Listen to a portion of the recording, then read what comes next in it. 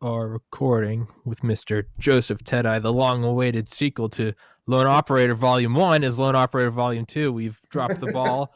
My fault that we haven't done an episode in a couple of weeks, but we're going to jump right into Chapter 3. For those of you who don't know Joe, go back and watch Volume 1.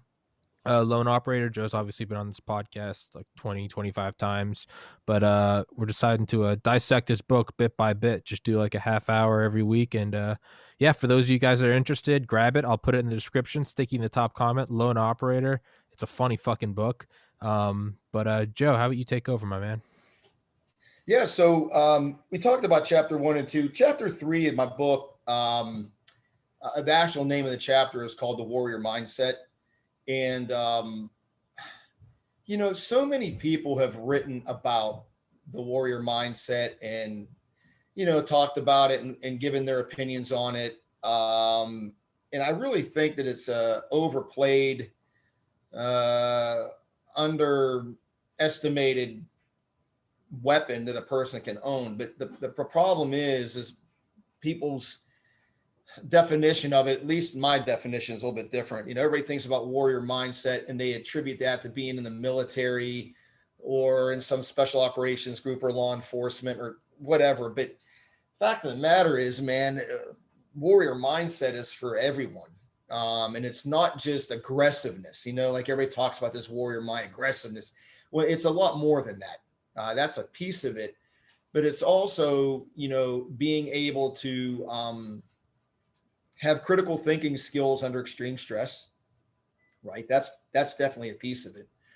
And being able to function when you're uncomfortable. So that old, be comfortable being uncomfortable. That's all part of it too. There's so many little facets of it, right? It's just not just all out aggression. That's just not what it is. At least in my opinion, it's not. It's the never fail mentality. Win at all costs. And I talk about it in my book because I was on a mission. Look, dude, I've never been grievously injured. Never. Matter of fact, my worst injury downrange, and I think we talked about it, is I smashed my finger flat in a Hilux truck. And I did it myself. So by mistake. So before anybody starts talking about, wounds and stuff, my injuries are nothing compared to other guys. But that particular chapter, I talk about this mission I went on, and I was outside. I wasn't part of the assault force. I was actually pulling security outside, and a round had gone underneath one of our vehicles. And when it did, it basically, the round must have came apart because the only thing that hit me that I ended up finding out was part of the casing, but it hit me in the shin nonetheless. And I felt it and it burned like hell. Obviously if it would have been a whole round, it would have been a whole different story, but it wasn't. And basically our medic pulled this thing out. It only went in about that far. But anyway, it's just about, wow, okay, I just got hit with something, it was a little shocking, for the first time, like, wow, I actually got shot or something. Shrapnel hit me or something. But I knew it wasn't shrapnel. I knew it was a round. And so anyway, it's easy. And I'm going to say, man, it's easy to panic in a situation like that. It's not something that happens every day. Yeah. Yeah. It hurt. It was really strange that it didn't throb. It burned. It actually had a burning sensation to it, which is, I don't know, that was the feeling I had. But it's just still staying in a fight, which is also part of the warrior mindset, staying in the fight, not going, oh, wait, time out. I just got hit with something. I need a medic right now.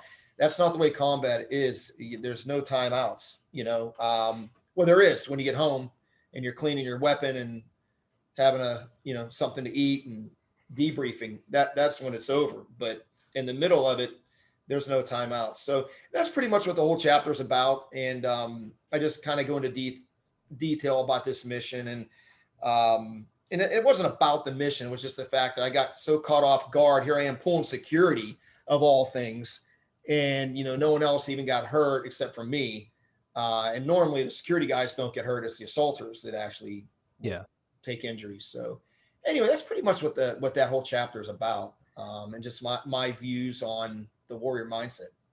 And you wrote about it, correct? Isn't there a guy that you kind of like tipped your hat to? It was like an enemy, but it was like you guys tried to take him down with like a couple bursts and he just kept getting up. And you Oh guys were, yeah. So this dude was this bad guy was hiding behind a low wall.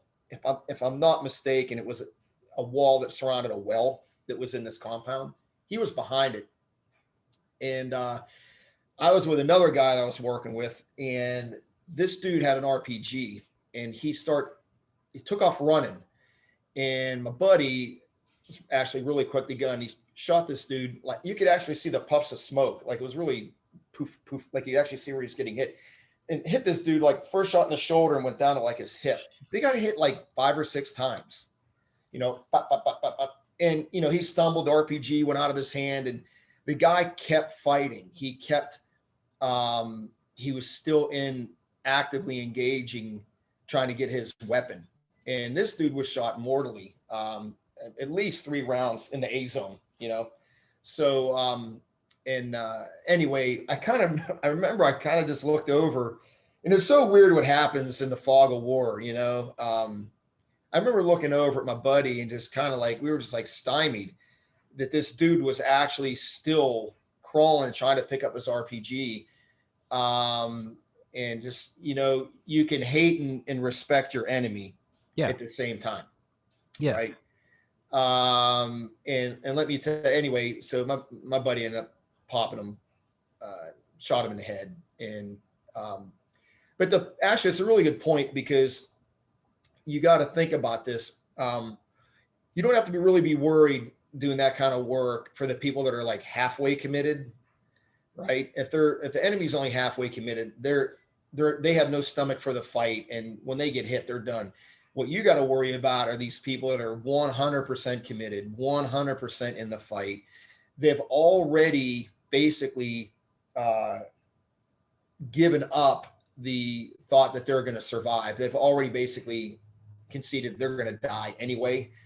It's a tough person to kill, and you don't have to be in Iraq or Afghanistan to encounter these people, and that's what I wanted people from the book. It's like, just because this guy was, a terrorist doesn't mean there's other people here in our country that are just as motivated to either rob you or kill you or whatever. Maybe they're on drugs, which makes it even worse, because that dulls pain. Yeah. So anyway, that was the whole premise of that. And I got to tell you, that was the first time I actually saw something like that. Normally you hit a guy and they take a few steps and they fall, and that's depending on where you hit them. I see them in the leg or arm or something. But where I saw a person get hit multiple times and was still fighting, was still actively trying to get. That's scary, man. Yeah. The human body can take an ass whipping. Yeah. Yeah. And another thing you explained that kind of has always interested me, you talked about it several times in your book, is like the actual effect of adrenaline. I always thought that was like Hollywood shit. Right. Well, the way you describe it is it truly is. Right. Yeah, dude, it is. I think everybody at one point in time in their life has had an adrenaline dump, but yeah, adrenaline is, it's secreted by the pituitary gland. And it happens in a microsecond. It's the flight or fight. It's been around since we were cavemen, and it's kind of hard to stop, but you can't. But what I will tell you is this: through training and repetition and exposure to those type of high intensity confrontations and events, the adrenaline dump gets less and less and less. And here's one misnomer. Everybody talks about, when you get an adrenaline dump, you have several things happening. We lose fine motor skill because all the blood pools from your extremities to your vital organs. It's a protection thing. Sometimes you get auditory exclusion. Like if you ever watched the movie with Tom Hanks when they were storming Normandy. Dude, that first scene of them hitting the beach, that is showing a really good example of like an adrenaline dump. Okay. Things speed up, like that. Okay. I've had it bad once like that, but it never got that bad again. But Everything kind of slows down. You have time displacement where you may think, wow, how long were we on the target? It was 5 minutes. Well, it was like 10, like everything's, but the big one that you hear everybody talk about is tunnel vision. And so what happens is during a huge adrenaline dump, your vision will go, basically human beings can see about 140 degrees, right? We're not chameleons, so we can see about 140 degrees. Well, your 140 degrees goes to about like that. Mm-hmm. Okay. And so it's kind of like looking through a small tube. And so everybody, and I've heard people say this, and it's just not true. When you get tunnel vision, you need to break it, obviously, immediately in any type of high intensity armed confrontation, whether it's combat or a robbery, because now you shut off the whole Lost your room. periphery. Well, people will say, well, just turn your head and look around. Well, fact of the matter is, that is not symptomatic of your eyes. Tunnel vision is from your brain. And what it is that your eyes are taking in so much information. You're basically overloading your computer. Yeah. The RAM has no more room. Yeah. Okay. You cannot take in all of the information. You're basically at overload. And that's what causes your tunnel vision. It's not a thing from your eyes. That's nothing to do with the cones and rods in your eyes. Yeah, it has to do with your ability to. It's like looking at a satellite image. Like you can only zoom in on the mailbox of one house in one state. You can't simultaneously look at Miami and New York, right? So you're still taking. Okay, I didn't know that. Yeah, dude, that's what it is. I mean, I tell people, basically your brain cannot process what it's seen. Mm-hmm. It's taken in so much data. You're just crunching the RAM in a computer, and it's like, yeah. And that's what happens. So looking around is not really going to break your tunnel vision. What's going to break your tunnel vision? And look, dude, I've talked to other guys with a lot more experience than me. So this isn't just me just pulling out of my rear end. I'm just telling you what I have been taught from guys much more experienced, and I've seen it happen with my own experience. So the way you learn to deal with an adrenaline dump is by doing the same thing over and over. So doing runs to the shoot house and getting that adrenaline dump, and doing it and doing it and do it. And, free fall parachuting or whatever, you'll get an adrenaline dump until you get to a point where like, all right, I got this, I know it's going to happen. Cause I used to get it during the free fall course. I've never free fall. I'd static line jump. I'd never free fall. And there I am standing on a ramp looking down 12.5 and going, I hope I do this shit right.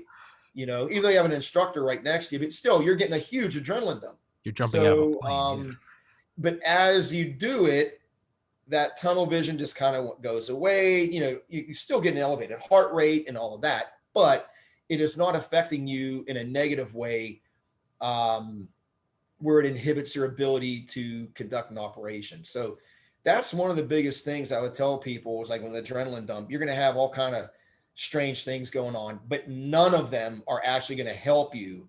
Well, except for one, your pain tolerance is going to go way up. You're not going to feel if you get cut sometimes. But anyway, most of the stuff is really bad. You lose your fine motor skills. So when it comes to shooting, you better learn how to shoot doing gross motor skills, because all your fine motor skills are going to be hampered, And so that's a whole nother thing. Training scars when it comes to training for the fight. You need to understand what's going to happen to you in a high intensity armed confrontation. Matter of fact, I think I even told you, somebody tried to rob me last year at an ATM, and here's a perfect example. And so I'm standing there, I parked my car and walked up to the ATM. It was about 10:30 at night, and I put my card in, and I'm pressing in the buttons, and I look, and there's a guy standing right there, and it caught me so off guard, even though I'm situationally aware he was hidden. And I remember I got some tunnel vision. The first thing I kind of centered on, because he had his hands, I looked like his hands were like this big.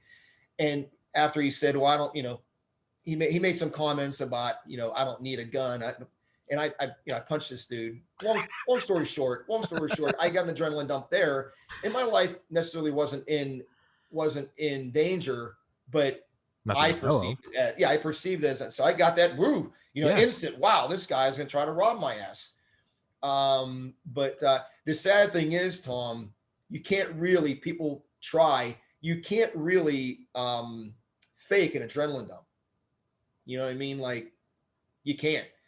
It's like your body's reaction. You can't. I've heard people say, I'm going to put my hands in ice and numb my hands. It's kind of hard, far-fetched, because, your hands aren't cold. It's just you've lost some of your dexterity. But anyway, people try to simulate it, but the fact of the matter is you can't. You just can't. Do you think the precursor to this was like in your book, like going to like the train yard with your friend and planning y'all's operations when you're little? Do you think you were like unknowingly or subconsciously laying the groundwork for like mini adrenaline dumps, like sneaking out and going and doing that shit, and the lights would come on and you'd be like, oh fuck? Yeah, it's actually a really good point. I mean, completely unintentional. Yeah. We were too young and stupid to go, okay, well, we're going to go do this, and we're going to get adrenaline dumps, and we're going to figure out how this works. I mean, and we did, especially the one time I snuck into the Union Railroad roundhouse and almost got busted. A huge adrenaline dump. But, I would have to say for sure that helped me at a young age. Certainly not to the extent of a gunfight, but back then it might as well been, 15 years old, and, we're sneaking. We weren't criminal kids, but if we would have got caught, we would have probably gotten some trouble. We weren't damaging anything. We were just playing commando. Mm-hmm. But yeah, we were definitely having adrenaline dumps doing that, because we knew what we were doing. We can get in trouble. Mm-hmm. And I knew I was going to go into the military. So I'm figuring, oh man, if I get in trouble, I'm not going to be able to go to the military. Stupid decisions, young, dumb, stupid. We all do it. But yeah, for sure. Definitely had a few adrenaline dumps doing that kind of stuff. I remember, completely off subject, but I remember a buddy of mine that his mom and dad had a boat down on the Allegheny River, and I had a phobia of being in water. I could not see the bottom. I could be in a swimming pool, 15 feet of water, as long as I could see there was something about my feet dangling. I don't know what it was. That shit sucks. Kind of over it now, but I'm not. I can't jump into a lake, man. I can't jump into a lake. Fuck that. Yeah, back in the day, man, I was kind of freaked out about it. And so my buddy's like, come on, we're going to go underneath. I'll never forget this, and talk about an adrenaline dump. We went underneath the dock. So if you can imagine floating docks where the boats are parked at, right? Yeah. So it was a piece, wood with styrofoam underneath it. But if you went on the end and looked down it, and all the boats are parked like this, there was like a little tunnel that was just big enough that your head could fit through, and you could go all the way through this thing and you could like see the slots of the people. So my buddy Bill's like, come on, man, let's go through here. I'm like, nah, I'm not doing it. So of course I succumb to peer pressure. And so we go in this thing, and it was probably, I would say, 40 yards long from where it was out in the water to the shore. And I remember he went in first, and I was behind him, and we're basically just pushing our knife. Can't touch. And I'm just going along, like this. And all of a sudden the water starts going like this. And I hear this. Brrr. And dude, back in the day, they had steel barges that went up and down the Allegheny because there were steel mills. And dude, the water started doing this. And the next thing then I remember my lips were sticking through the slots of the damn wood. If you would have walked above us, you probably would have stepped on my damn lips, dude. I remember a massive adrenaline dump there, dude. Massive. Fuck that. And yeah, I mean, almost drowned. But those are the kind of situations you want to avoid.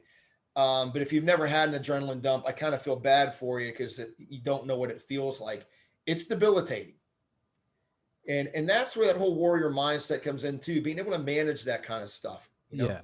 But it's an adrenaline dump. It just kind of seems like the normal stresses of life compressed into like 10 seconds or something, you know, like metaphorically. Sure. Because right, it's like, you know, what happens when in life when all of a sudden everything happens at once. So yeah, you know, your brother died. For me, okay, Sure. brother died a month after I decided not to go to medical school. A month after I started dating a girl, which is a month after I moved home, and all of Right. a sudden it was like everything is just up in the air. Like somebody flipped the table, Sure. and all the chips are in the air, and it's but you kind of have to learn to like survive, like you said, be comfortable where others are uncomfortable. You kind of have to learn to like navigate that insanity. Yes.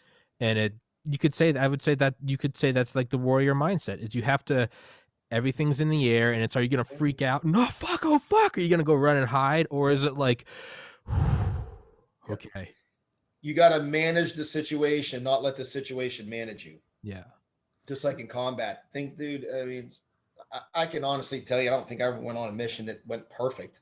Yeah. It just doesn't happen. Yeah. So you manage it, because if you don't manage it, the situation will manage you, and that becomes a problem. You know, so, um, but but like what you were just talking about, a lot of people would get like an anxiety attack. Mhm. I've had one in my entire life, and no, it wasn't downrange. It was in you know, as a civilian at home. But Yeah. I've had one, and that when it is just like what you were saying, you know, this on top of this, on top of this, on top of this, and it's like one more, and your cart just goes.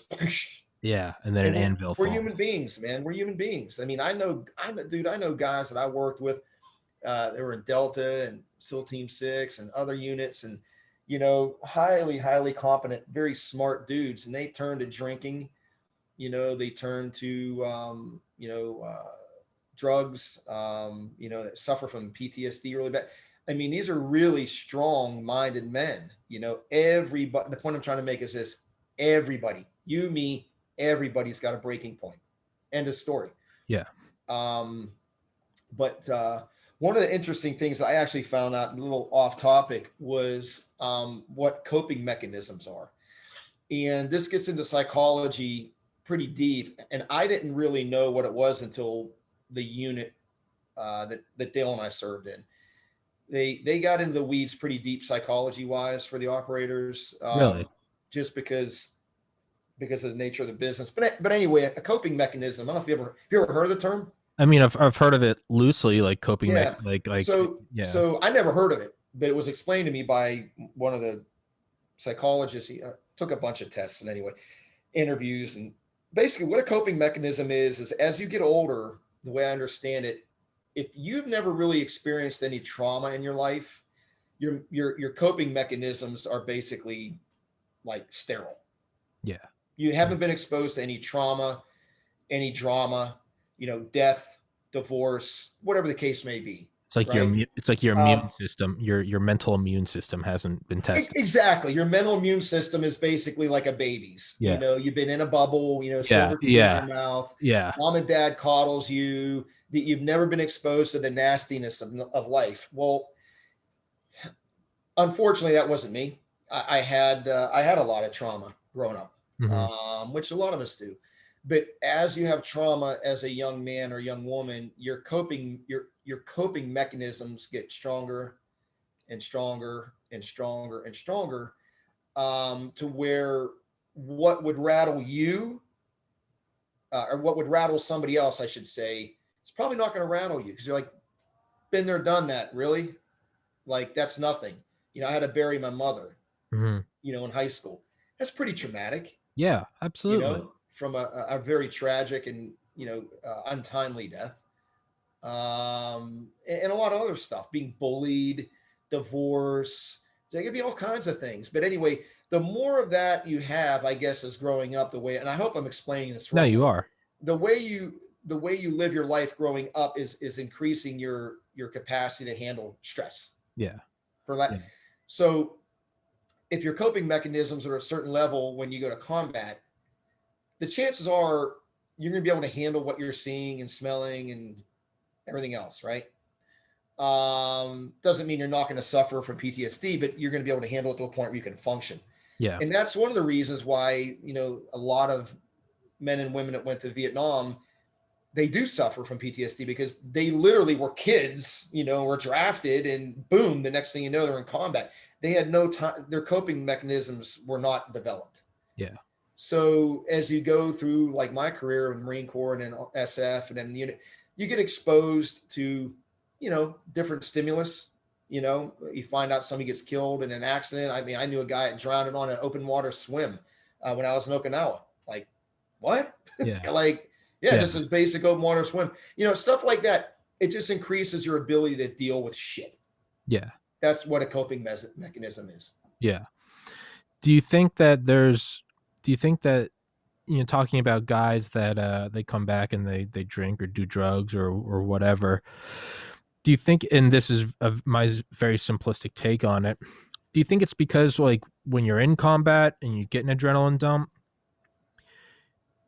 it's brutal, but there's also like this black and white in combat that isn't applicable in civilian life? It's like adrenaline dump, kill the bad guy's dead, go back to base, adrenaline dump over, versus it's like civilian life, it's like adrenaline dump because you got fired and your wife left you.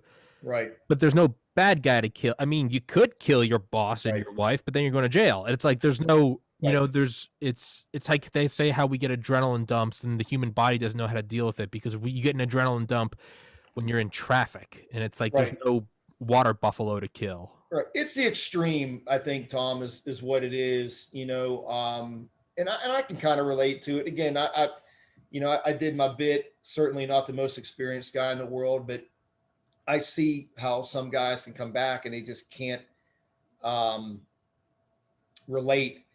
I remember one time I came home from a deployment, and it's a perfect example, literally did a mission that early that morning.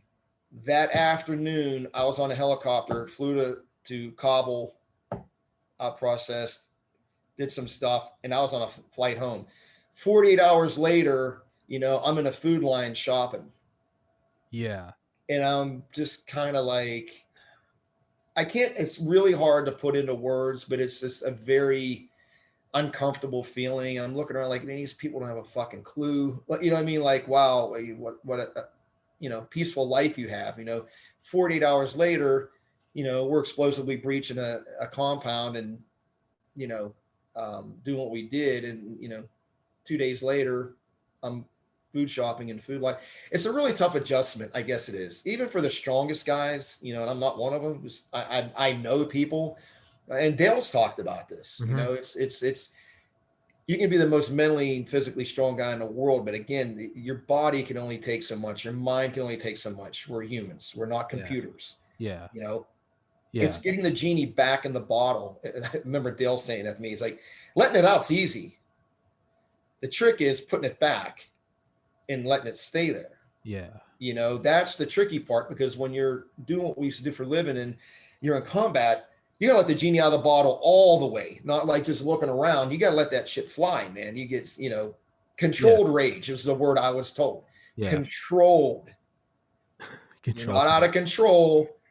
Business. You're doing everything like almost like in a business-like fashion, but you're using aggression and speed and surprise and momentum. That's the other thing. You got to keep the momentum. But anyway, it's a very weird thing. And the sad thing is just as you start coming kind of like into your sweet spot after you get back, you go right back out the door again.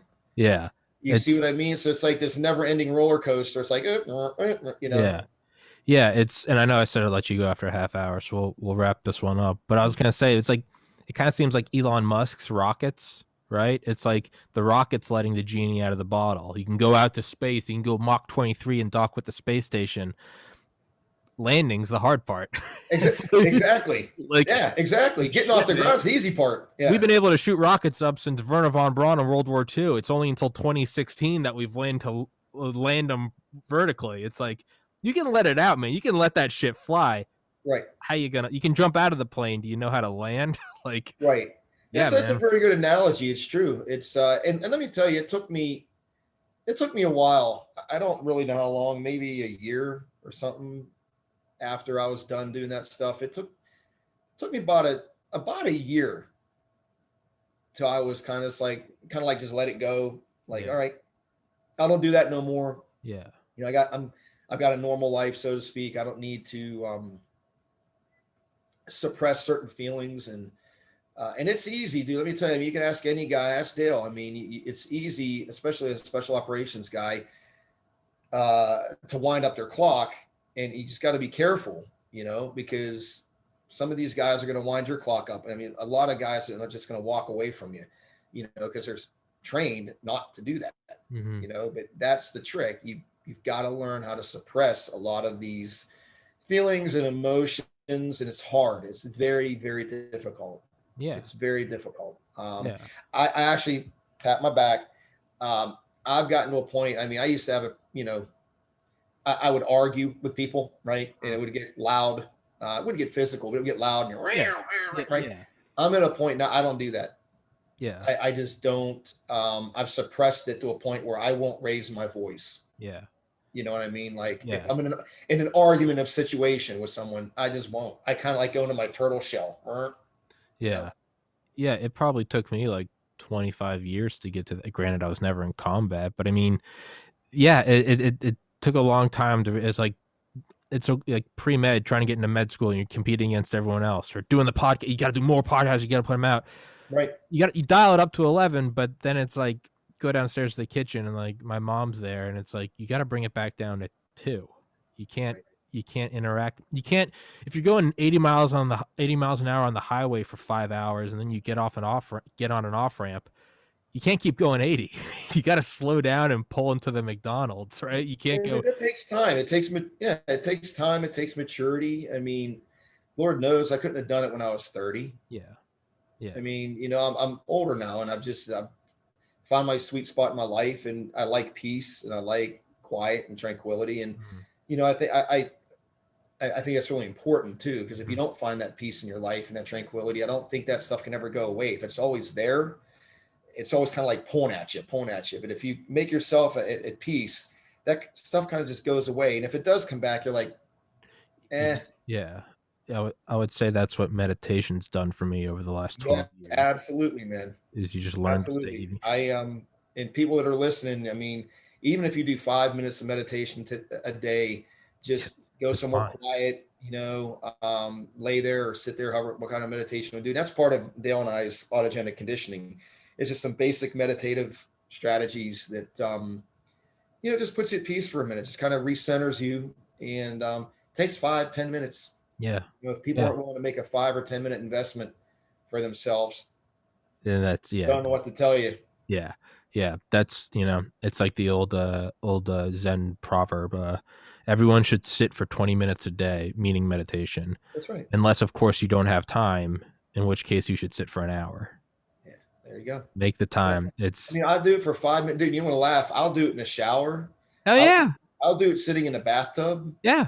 You know, just you know, it's just kind of just like letting yourself go and hearing yourself breathe. And, you know, there's a way to do it, and with your arms, and letting your arms and your legs feel like they're just weightless. So getting your breathing centered, you know, using your stomach muscles to breathe. And it's not hard. I mean, my dumb ass can do it. Anybody can do it. Yeah. You know? Yeah. So, but I'll tell you, it helps. It helps, especially when you're stressed out. Yeah.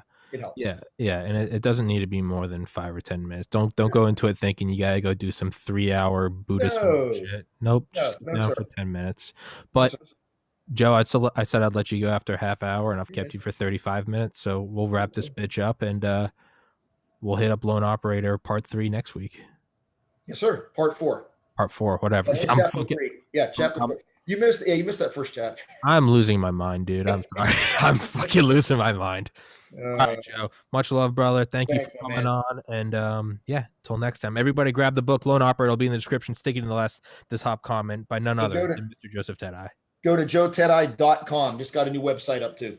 Fuck yeah, I'll put that in there too. joetedeye.com. I got you, man. All right, Joe. Thanks, Tom. Take it easy, buddy. Cheers, brother.